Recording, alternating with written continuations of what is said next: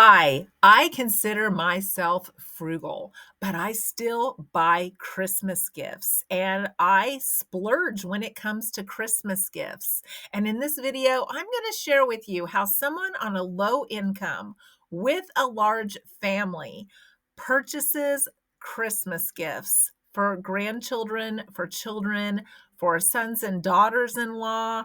This is how I do it. So I hope you stick around.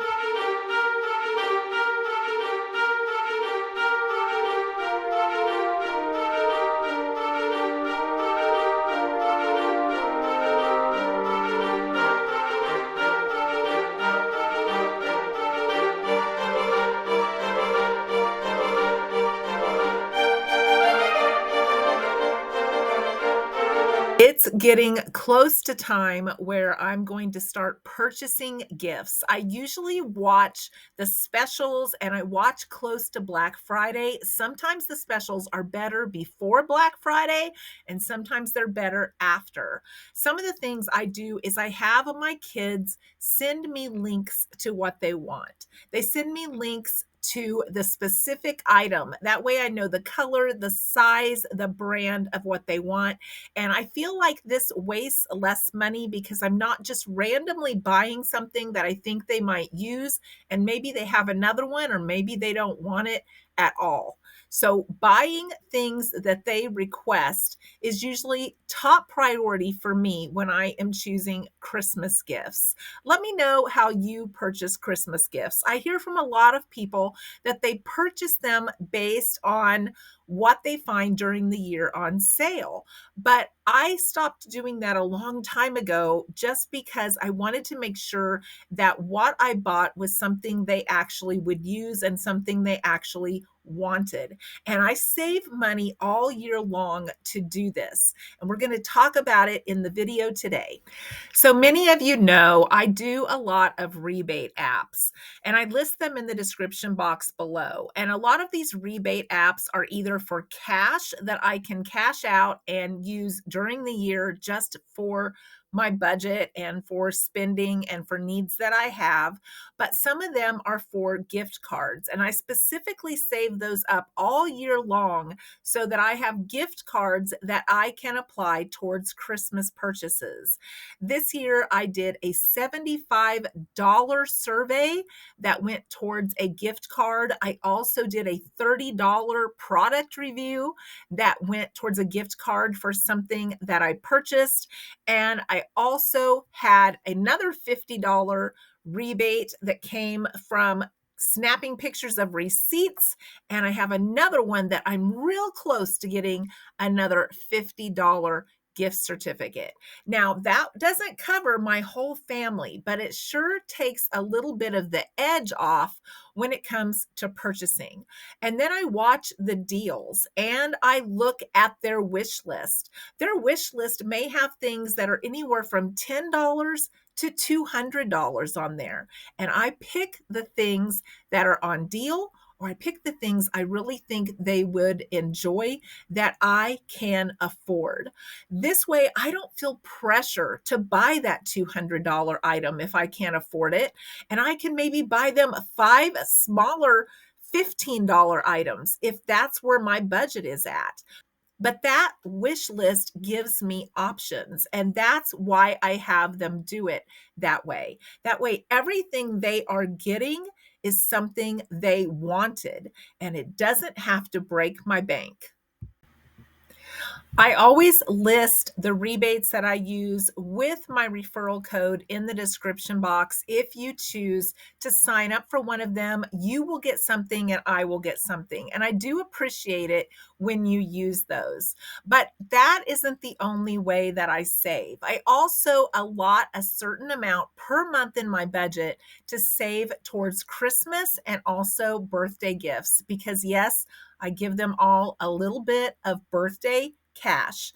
And that is important to me. Giving is important to me, and giving to my family is something that I didn't want to break that tradition. It's something that I enjoy.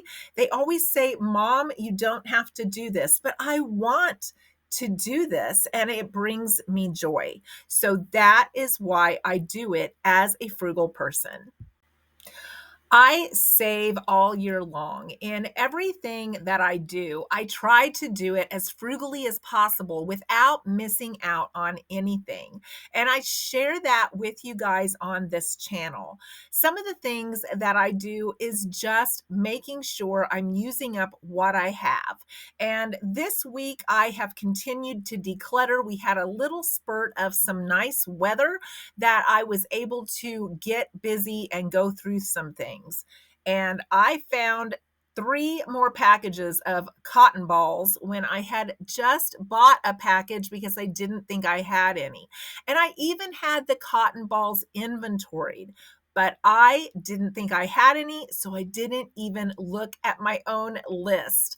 But keeping inventory and going through things, it helps me save money during the year. And you're going to laugh at what I found this week. I found a brand new, brand new 1997 pack of napkins in a keepsake box. They've never been opened. They're brand new, even though they are, 28 years old. Now, I keep it real on this channel. I'm going to use these. I'm going to use them for picnics this summer. I have used off holiday napkins during the picnics that I've had and the outings that we have had because, like my husband says, we're just going to wipe our mouth on them and throw them away. It doesn't matter. And my oldest son said the same thing to me as well. So I have some of these. This had to have been from somebody's eighth grade graduation, no doubt, because my kids didn't start graduating this early. But I'm not going to waste these. I don't waste anything that I can figure out a way to use it up. I don't usually use paper napkins, but I do when we camp, and I also do when we have picnics in the yard at our picnic tables. So this is going to go in my bag with the other holiday napkins that I have that are left over from like doing kids' class parties, for Halloween, for Christmas, for things like that. It's going to go in that bag, and these will definitely get used up. And I have 16 more napkins. I also try to cook frugally for my husband and I try to use what I have before it goes bad. Now, granted, I am much better at this now that I have retired because I have more time to keep an eye on things so that stuff doesn't get away from me and I don't end up saying, oh my gosh, I didn't get to that. So I'm going to share one of those recipes with you today on how I saved money and made several meals this week. I have some grape tomatoes that are getting a little pruny, but we won't know the difference once we cook them and saute them. I also have some other tomatoes that I bought on sale. I'm going to use those up. I have some basil pesto that I made homemade from some basil my daughter gave me, and I have a chicken breast that I cooked in the crock pot, deboned and shredded. And we are going to use this up today to make several meals. I cut the grape tomatoes in half and chopped these other tomatoes into 4 pieces and put them in a skillet with some basil pesto. Now, the basil pesto already has olive oil, so I don't need to add anything to it to saute this up. I also chopped up the chicken in finer pieces and put it in there and put a generous amount of basil pesto in there. I used almost the entire amount that I had in that little jar. And then I added salt because I had not salted the chicken when I cooked it. And this made a delicious sauce to go over some gluten-free spaghetti.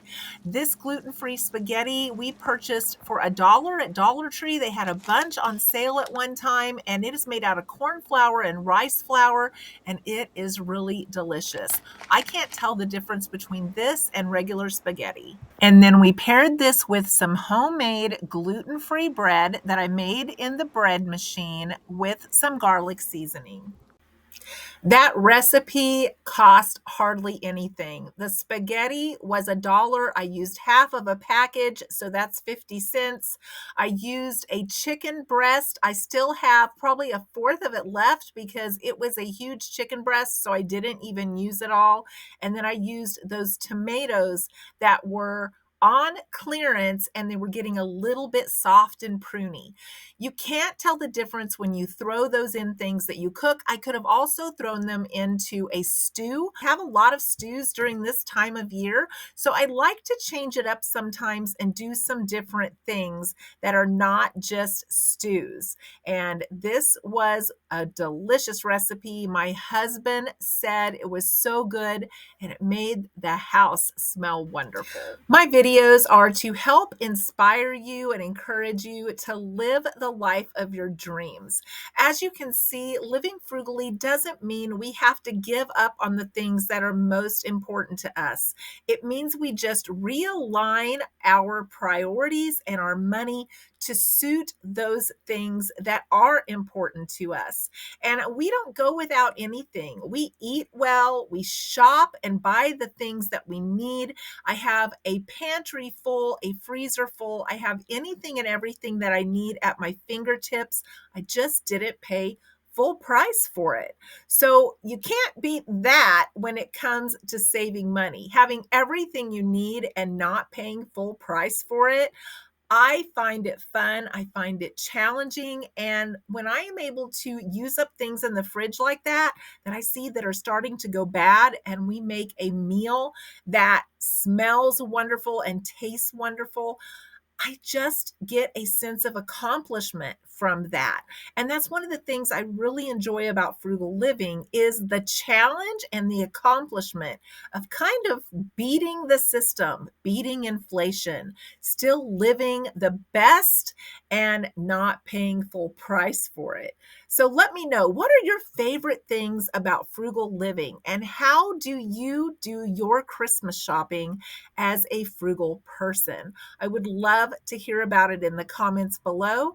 If you've enjoyed this video, please give me a thumbs up or even consider hyping it. That is a new thing that helps bring my videos to the forefront so other people can see this content. And I just love spreading the frugal message that life can be fun and enjoyable, and you can live the life of your dreams and still not pay full price. I hope to see you in a future video. Thanks for being here today, and I'll talk to you soon.